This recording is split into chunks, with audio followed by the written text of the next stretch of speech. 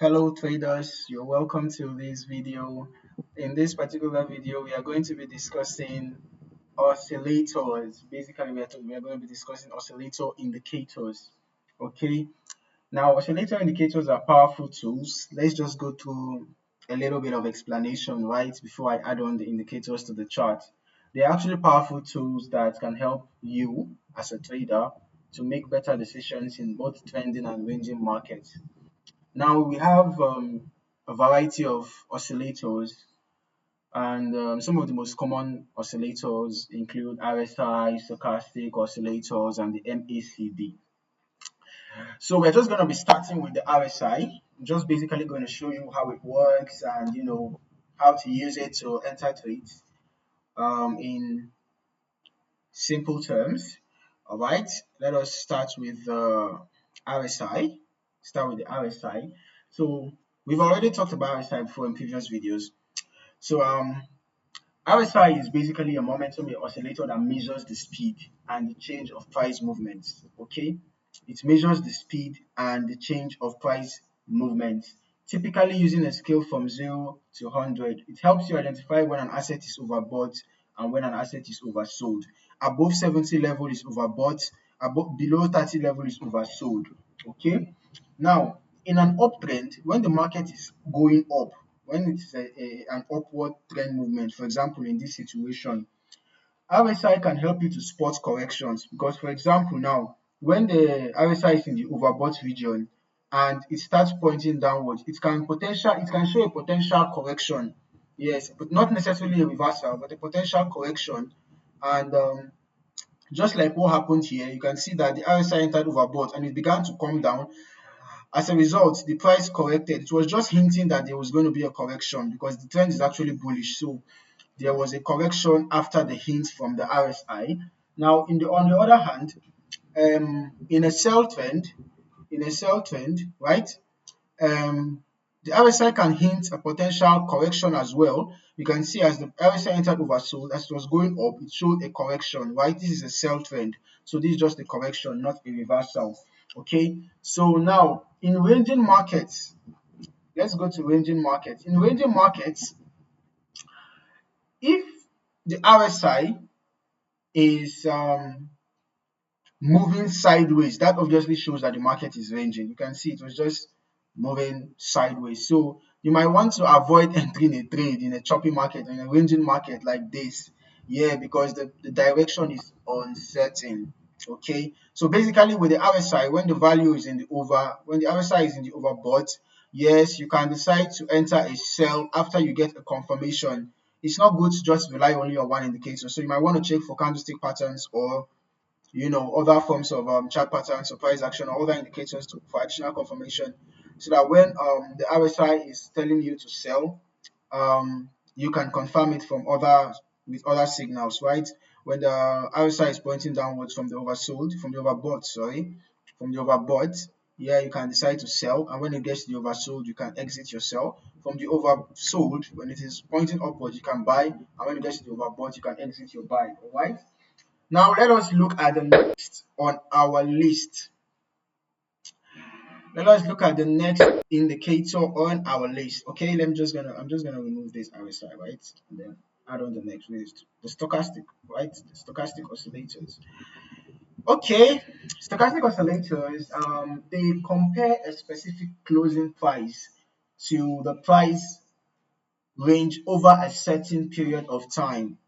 That's how the stochastic oscillators work. They compare a specific closing price to the price range over a certain period of time. So this one now is plotted from 0 to 100 as well. But in this case, from 80 and above signifies overbought, 20 and below signifies oversold conditions. Now the manner of signal is somehow similar. It's just that in case of stochastics, we have the crossover happening. The RSI is just a single line, but the stochastics have two lines, right? So with the stochastics, in an uptrend, right? In an uptrend, you have to wait for the stochastic to dip below the 20 level, right? You can see it was already below the 20 level here, and then wait for a crossover to happen. Let the main line of the stochastic cross above the signal line, is indicating a buy signal, right? You can see that after that signal happened, the asset bought all the way up to this point. Now, for a sell or for a downtrend, you wait for the stochastics to enter the oversold region, you get a bearish crossover, and you can sell, and then you can exit when it gets to the oversold region. You can see that the price sold all the way to this point. Well, if you wanted to exit at this point, you could have just exited at this point, but since it is a sell trend, yeah, since it's a sell trend, then the stochastics is definitely going to be going down and up and down and up and down and up. But sometimes in a sell trend, this going down and up might just be showing pullbacks. Yes, might just show pullback. You can see now it was a brief pullback, and then came down and came down, and then another pullback, and then came down and came down, and then another pullback, because this is a bearish trend. Okay. But in a ranging market, like, how does it work in a sideways market? Basically, in a sideways market, that's when you can now be riding all the way down and up and down and up. That is, from up, you can sell. When it comes down, you can exit your sell and buy. And when it goes up, you can exit your buy and sell. And then that's when you can be doing that, only in a ranging market. Okay, and remember that you should be setting your stop loss at an appropriate place, and your take profit at an appropriate place as well. So when you enter a sell, you want to set your take profit above the resistance zone, right? And then when you enter a buy, you want to set your stop loss. When you enter a sell, you might want to set your stop loss above the resistance zone. When you enter a buy, you might want to set your stop loss below the resistance zone, right? And then the take profit could be at a resistance for a buy, at a support for a sell. And then you can also use other indicators for extra confirmations. Don't forget about that, okay? Now, let us look at the next oscillator on our list. Yeah, we're addressing some of the best oscillator indicators, right? Some of the best oscillator indicators. The next on our list is the MACD, right? The MACD, okay?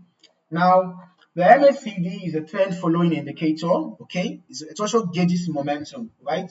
It shows the relationship between two moving averages of an asset price. Now, basically, for a bullish signal, when you have the MACD line cross above this zero line, it's a bullish signal. Then further adding to the momentum is when you see long histogram bars. For example, here, you can see that after the crossover happened, initially, the lines were a bit, about the same length. Then suddenly you can see that it started increasing. So as you had entered the buy after this crossover with an increasing length of histogram bars, you can kind of know for certain that the bullish momentum is strong. Then when the histogram bars begin to decline in length, you can decide to exit your buy trade. Or when this MACD line curves out of the histogram bars, you can decide to exit your buy trade. Then for a sell, when the MACD line crosses below the zero line, you can enter a sell. Then long histogram bars shows an increased sell momentum. When the MACD line crosses above, away from the histogram bars, you can exit your sell. Okay, so basically that is how it works. Now, some practical tips for using oscillators include combine with price action. Please and please, it's very, very important. You might want to use oscillator signals along with price action analysis, such as support and resistance levels, okay, to increase accuracy. It's very important. You might want to add your support and resistance levels, right? It's very important, okay?